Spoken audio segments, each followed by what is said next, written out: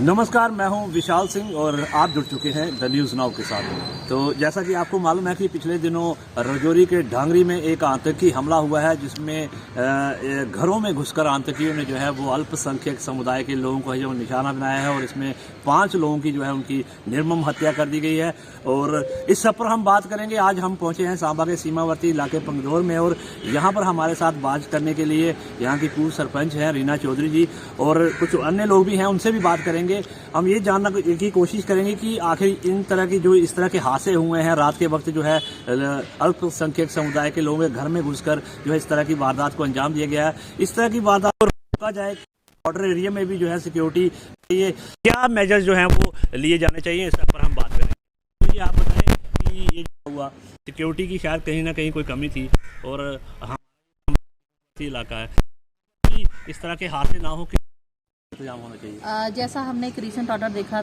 कि अभी night curfew भी बॉर्डर एरियाज में लगाया गया है। आई गेस मैंने पूरा ऑर्डर पढ़ा नहीं है कि हाँ आज से कि आई गेस 1 किलोमीटर तक का। तो इस तरह के और भी कई ऐसे प्रावधान हैं जो एडमिनिस्ट्रेशन ले सकती है, जैसे कि जो नाके रास्ते में पड़ते हैं, जो बॉर्डर एरिया को क्रॉसिंग के पड़ते हैं और जो हाईवे पे पड़ते हैं, हमने देखना है कि अगर इस तरह के एंटी नेशनल तत्व एंटर करते हैं जम्मू कश्मीर में तो वो किन किन एरिया से एंटर कर सकते हैं। तो उन सब एरिया पे सिक्योरिटी बीफ्ड अप करनी चाहिए ताकि कोई भी ऐसा लूप होल हम ना छोड़े, कोई भी ऐसी चूक ना हो कि हम लोगों की जान माल का नुकसान करा सकें या कर सकें। क्योंकि हमने देखा परसों एक बहुत बड़ा दुखद हादसा राजौरी में हुआ। अभी वो लोग प्रॉपरली अस्पताल भी नहीं पहुंचे थे कि कल सुबह एक और ऐसा ही हादसा राजौरी में हमें दोबारा से देखने को मिला। तो कहीं ना कहीं जो सुरक्षा की जो चूक हुई है उस पर हमें कड़े कदम उठाने की ज़रूरत है। जहां जहां जो एरियाज हमें लगते हैं सेंसिटिव एरियाज है, वहां पे सिक्योरिटी बढ़ा देनी चाहिए। जिन जिन रास्तों से एक्सपेक्टेड है कि ये लोग ट्रैवल कर सकते हैं, जैसे अगर उन्होंने बॉर्डर क्रॉस करके आना है तो बॉर्डर पे सिक्योरिटी, अगर हम कोरोना के लिए 2-2, 2.5 साल हम अपने वहाँ बंदे लगा सकते हैं, सिक्योरिटी लगा सकते हैं, तो कहीं ना कहीं टेररिज्म जैसे मुद्दे की संजीदगी को समझते हुए हमें वहाँ पे भी एक्स्ट्रा सिक्योरिटी लगानी पड़ेगी। जो नाके रास्तों में पड़ते हैं, आपको जो भी वहाँ पे ड्यूटी पे रहते हैं उनको ये रिकग्नाइज करना चाहिए कि जिस एरिया से वो गुजर रहे कि नोन फेसेस कौन से और अननोन फेसेस कौन से, जो भी आपको शक के दायरे में लगते हैं तो उनकी प्रॉपरली वेरिफिकेशन होनी चाहिए। तो इस तरह से हम जितने भी अपनी तरफ से सुरक्षा के कदम उठा सकते हैं तो सरकार को या एडमिनिस्ट्रेशन को उठाने चाहिए ताकि लोगों की जान माल का नुकसान ना हो, क्योंकि एक जान हम लोगों के लिए ज़रूरी है। जी, जिस तरह से राजौरी में देर रात हादसा पेश आया, कुछ अनजान लोगों के घरों में घुस जाते हैं, इस तरह की वारदात को अंजाम देते हैं। सांबा का इलाका इंटरनेशनल जो है बॉर्डर है और इस तरह की कोई ऐसी सस्पेक्टेड मूवमेंट ना हो और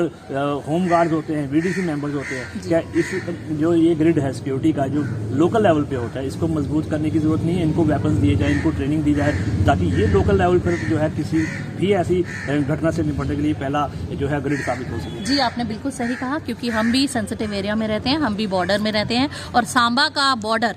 आए दिन सुर्खियों में रहता है इस तरह की चीज़ों के लिए। कभी यहाँ इन्फिल्ट्रेशन होती है, कभी यहाँ एंटी माइंस मिलते हैं, कभी यहाँ ड्रोन एक्टिविटीज़ मिलती हैं। तो कहीं ना कहीं जो भी सिक्योरिटीज़ के मेजर्स हैं, चाहे वो बीडीसी की बात करें, चाहे हम यहाँ पे लोकल पुलिस की बात करें या बीएसएफ की बात करें या और भी सिक्योरिटी एजेंसीज हैं, उन सब की बात करें तो उन सब को ये नहीं है कि सिर्फ खाना पूर्ति के लिए खड़ा कर दिया, तो फुल्ली लोडेड एज इन पूरे वेपन्स के साथ, प्रॉपर ट्रेनिंग के साथ उनको प्रॉपर गाइड किया जाए कि अगर इस तरह की कोई सिचुएशन या इस तरह के संदिग्ध व्यक्ति आपको दिखते हैं तो उनके खिलाफ आपने तुरंत क्या कार्रवाई करनी है ताकि लोगों की जानों को बचाया जा सके। तो आपने बिल्कुल सही कहा कि इनकी ट्रेनिंग और इनको जो भी हथियार या जो भी इंफ्रास्ट्रक्चर चाहिए सुरक्षा को कड़ी करने के लिए, सुरक्षा को मजबूत करने के लिए, तो इनको मुहैया कराना चाहिए। तो ये थी रीना चौधरी जी, पंगदौर पंचायत से पूर्व सरपंच हैं और काफ़ी सक्रिय रहती हैं और इन्होंने काफ़ी अच्छे तरीके से बताया है कि सांबा का जो सीमावर्ती इलाका है ये काफ़ी सेंसिटिव एरिया है और जिस तरह से राजौरी में ये हादसा पेश आया, इस तरह का हादसा सांबा में ना हो तो इसके लिए जो है पर्याप्त सुरक्षा इंतज़ाम करने की ज़रूरत है और नाकेबंदी जो है वो जो है कुछ एरियाज़ पे की जानी चाहिए और जो लोकल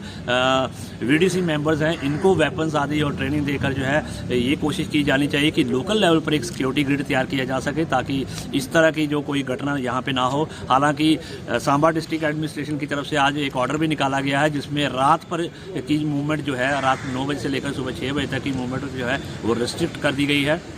ताकि कोई भी ऐसा अनटूवर्ड इंसिडेंट जो है वो ना हो सके। फिलहाल लोगों का कहना है कि सुरक्षा को लेकर जो है वो पुख्ता इंतजाम करने की सांबा में भी ज़रूरत है। Vishal Singh, the news now.